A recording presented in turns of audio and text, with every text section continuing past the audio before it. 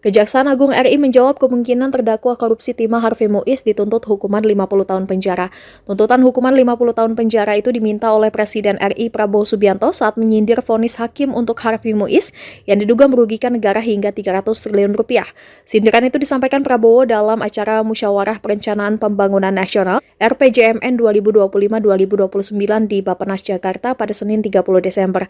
Prabowo menilai masyarakat juga menyadari bahwa vonis terhadap Harvey yang merugikan negara ratusan triliun hanya divonis beberapa tahun penjara sangatlah tidak adil. Prabowo juga mempertanyakan apakah Jaksa Agung ST Burhanuddin akan mengajukan banding atas vonis tersebut. Burhanuddin menjawab bahwa Kejaksaan Agung akan memilih untuk naik banding.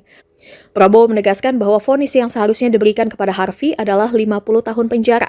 Terkait permintaan Prabowo Subianto, Kapus Penkum Kejagung Harlis Siregar tidak menjawab lugas. Menurutnya Kejaksaan Agung RI hanya bisa membuat tuntutan sesuai dengan regulasi yang ada dalam Undang-Undang Tindak Pidana Korupsi atau Tipikor. Harli menyebut bahwa pernyataan Prabowo Subianto harus diterjemahkan secara harfiah, lantaran kepala negara pasti memikirkan kemaslahatan dalam pemberantasan korupsi. Sementara Kejaksaan Agung merupakan operasional yang harus taat kepada regulasi yang ada. Nah, dari pihak Kejagung sendiri rencananya mau ada banding itu gimana Pak? Langsung aja ya. Baik, terima kasih terkait dengan pernyataan Bapak Presiden. Tentu ya kita sangat mendukung ya apa yang sudah dinyatakan oleh beliau dan kami sangat responsif terkait dengan pernyataan beliau ya, pernyataan Bapak Presiden yang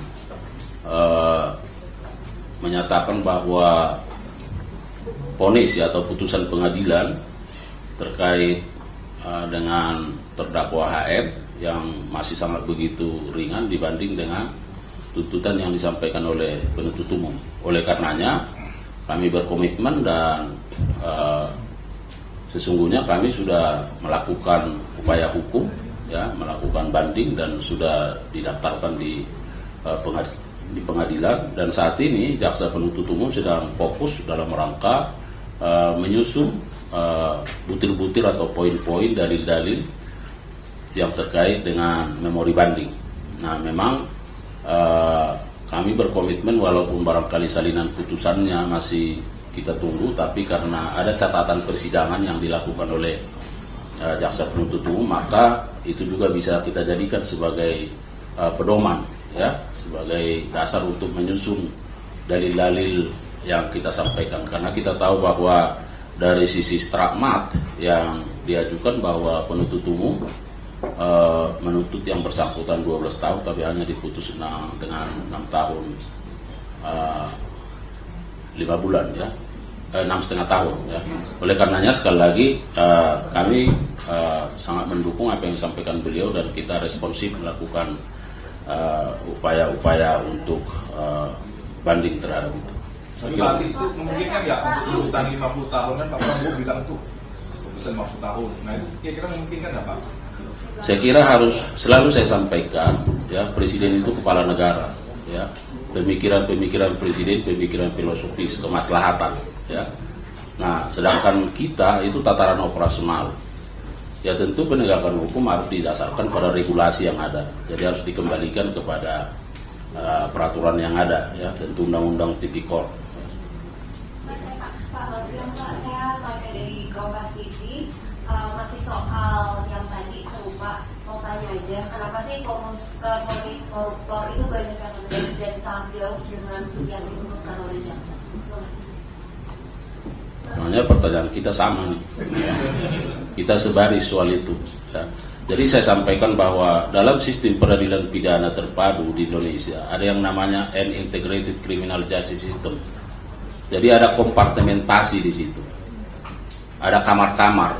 Jadi kamar penyidikan, kamar penuntut umum, kamar pengadilan, kemudian ada kamar pemasyarakatan ya. Bahwa ada perbedaan pandangan, perbedaan pendapat, ya itulah hukum ya. Nah tentu ke depan sesuai dengan asta cita pemerintahan yang ada, kita harus berkolaborasi sesungguhnya dalam rangka komitmen untuk pemberantasan tindak pidana korupsi, baik dari sisi pencegahan maupun penindakannya. Jadi saya kira pertanyaan-pertanyaan ini juga harus disampaikan kepada kompartemen yang lain ya, supaya kalaupun kita berada dalam kamar-kamar, nah Nah, tapi kalau kamar-kamar itu berkolaborasi dan bersinergi, saya kira apa yang menjadi komitmen bersama bisa tercapai. Ya, Pak, saya Pak, Pak. ya nanti semua dapat. Ya. Bisa Pak, kalau misal kondisinya kurang, berarti bisa jadi jaksa mengajukan bukti yang dianggap kurang meyakinkan. Bagaimana kalau gitu Pak? Gimana? Kalau kondisinya kan lebih rendah dari tuntutan jaksa kan bisa jadi bukti yang diajukan jaksa penuntut umum itu dianggap kurang meyakinkan bagi majelis hakim.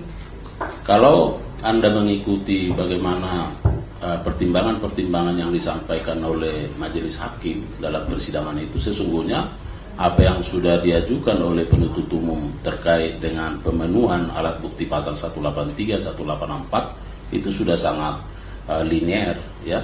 Hanya saja kan bahwa pertimbangannya menyatakan tuntutan itu terlalu tinggi, jadi ada subjektivitas di situ, ya. Kalau dari sisi substansi nggak ada masalah. Baik. Pak, saya Pak, Umi Pak. Yang mana kamu, Dek?